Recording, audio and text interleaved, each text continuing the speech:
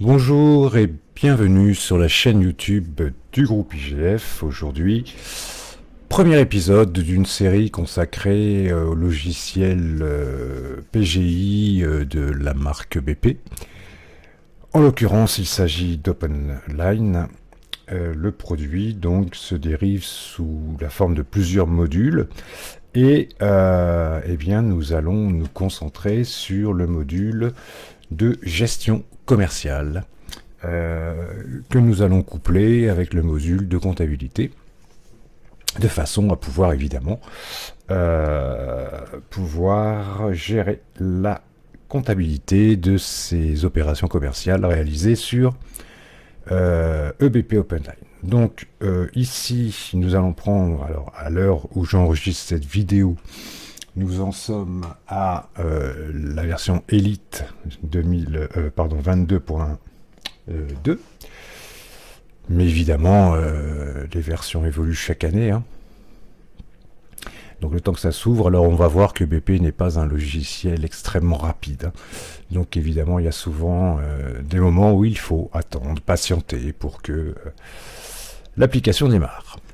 Alors, à sa décharge, évidemment, elle est reliée à une base de données, donc évidemment, il faut que tout ça se connecte. À plus forte raison que nous sommes, nous, à l'école, en relation avec un serveur. Et donc, voilà, il y a des temps de connexion plus ou moins longs, suivant ce que l'on fait.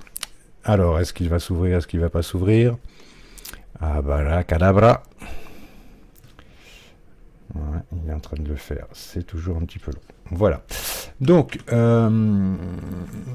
la première chose que l'on va faire, c'est créer une société. Et c'est donc l'objet de cette première vidéo. Donc, on peut soit ouvrir le dernier dossier. Ici, j'ai créé préalablement une société que je vais retrouver à l'ouverture.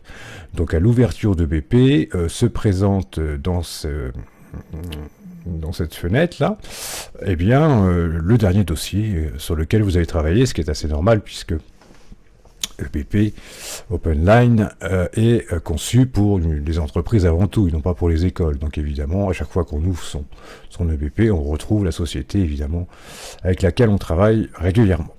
Nous, on va créer un nouveau dossier, puisque le but de cette vidéo, c'est de créer son dossier. Donc, ok, donc bienvenue dans l'assistant, ici, il n'y a rien à faire, vous faites simplement suivant. Voilà, comme je vous l'ai dit, ça peut être un peu long. Ici, il faut bien faire attention, car c'est l'indication que vous donnez à OpenLine des modules que vous voulez associer à votre société. Donc par défaut, évidemment, la gestion commerciale. Ici, on voit que c'est la version 2023 et je veux gérer ma comptabilité avec. Donc faites attention de bien vérifier que vous êtes sur la version la plus récente. À l'école, nous avons évidemment plusieurs versions. On n'a pas tout désinstallé parce que certains étudiants ont fait sur une ou sur l'autre. Donc on va prendre évidemment la version la plus récente, c'est-à-dire en l'occurrence la 22.3. Et vous n'oubliez pas surtout de cocher l'application. Alors on aurait pu en rajouter d'autres, mais là ici moi j'ai besoin que de ces deux-là. N'oubliez pas, parce que si vous oubliez cette étape ou si vous vous trompez, eh bien il va falloir, c'est pas impossible à réaliser par la suite, mais bon c'est un petit peu casse-pied.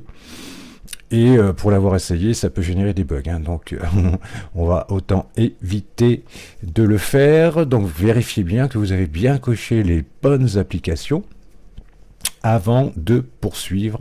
C'est une étape extrêmement importante. Donc moi c'est bon, j'ai tout coché, je fais suivant.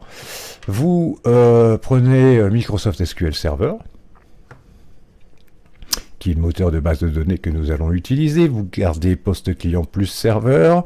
On a décidé d'utiliser cette configuration à l'école. Après, si vous n'êtes pas à l'école, vous pouvez utiliser poste client seul, si et seulement si vous êtes en relation avec un serveur qui va gérer votre base de données. Donc suivant, alors entrez le nom de votre dossier. Alors les étudiants doivent respecter une règle de nommage Donc, vous mettez le nom de la société, peu importe, hein, c'est suivant l'endroit où vous travaillez. Donc, nous, on va mettre YouTube. Voilà, on va mettre YouTube. Je vous demande de rajouter votre nom. Donc en l'occurrence, je mets mon nom. Et l'année de passation de l'épreuve. Bon, moi, on va dire que je passe l'épreuve en 2025, par exemple. Voilà. Donc le nom de la société, votre nom de famille, suivi de l'année de passation de l'épreuve. Il faut comprendre que ça n'est pas le nom qu'on va utiliser. On verra qu'on peut changer le nom ensuite. Hein. C'est le nom du dossier informatique, mais ce n'est pas le nom de la société. Donc là, on a l'impression qu'il ne se passe rien, tout simplement parce qu'il est en train de créer la base. Donc ça prend, là encore, un certain temps. Ou un temps certain, c'est comme l'on veut. Donc voilà, c'est fait. Récupérer des données d'un autre... des données externes, non, on n'en a pas, puisqu'on crée tout de A à Z. Donc je fais suivant.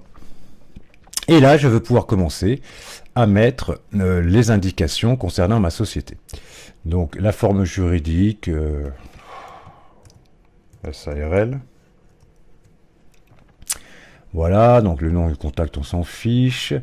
L'adresse, on va mettre n'importe quoi.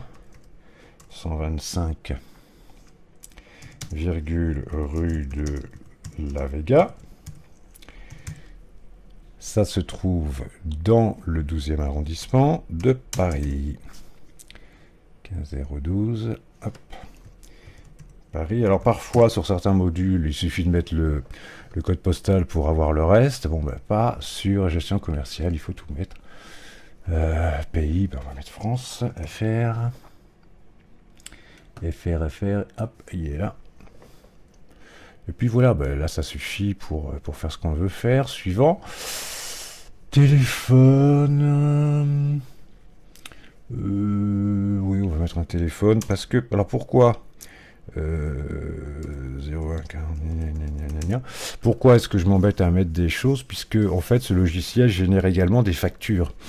Donc il est important que sur ces factures apparaissent les éléments essentiels de communication avec votre entreprise.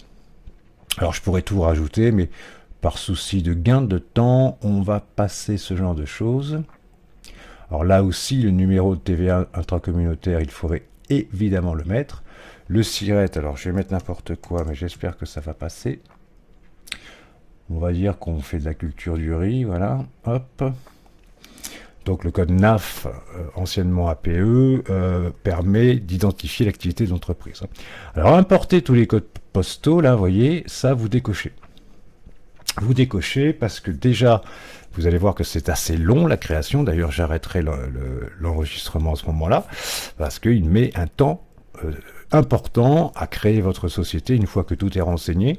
Et si vous ne décochez pas importer les codes postaux, eh bien ça sera tout simplement encore plus long. Donc je vous conseille de ne pas cocher cette case. Surtout que nous sommes, je le rappelle, dans une fausse société, puisqu'il s'agit là de... Alors voilà, la taille du numéro de SIRET est de 14 caractères. J'en ai mis combien? Il s'en fiche, il me laisse faire, donc très bien. En principe, vous n'avez pas à bouger les exercices courants. Il va bien du 1er janvier au 31 décembre, pardon, jusqu'à l'année suivante. Donc, pif pif, suivant. Et puis là, vous faites suivant jusqu'à avoir lancé et vous lancez. Et là, je vais mettre sur pause car c'est assez long. Je vous retrouve tout de suite après. Voilà, c'est fait. Donc, vous obtenez au bout d'un certain temps de calcul la fenêtre suivante. Donc, vous pouvez soit lier mon dossier à d'autres applications. Ça, c'est dans le cas où vous n'auriez pas bien coché les cases. Vous vous souvenez, tout au début du processus, on a coché EBP comptabilité. Bon, si vous aviez oublié, il y a là encore possibilité de lier ces applications. Nous, c'est pas le cas puisqu'on l'a fait. Donc, je vais sur utiliser mon dossier créé. Et je peux fermer cette fenêtre. Et vous voyez que par derrière, eh bien, gestion commerciale, c'est ouvert avec son environnement et que on va pouvoir commencer à travailler. Donc voilà pour cette première vidéos sur EBP OpenLine version Elite, sur la création de la société, vont suivre toute une série de vidéos qui vous montreront comment poursuivre votre initiation à ce merveilleux PGI EBP OpenLine. A très bientôt sur la chaîne YouTube du groupe IGF. Bye bye.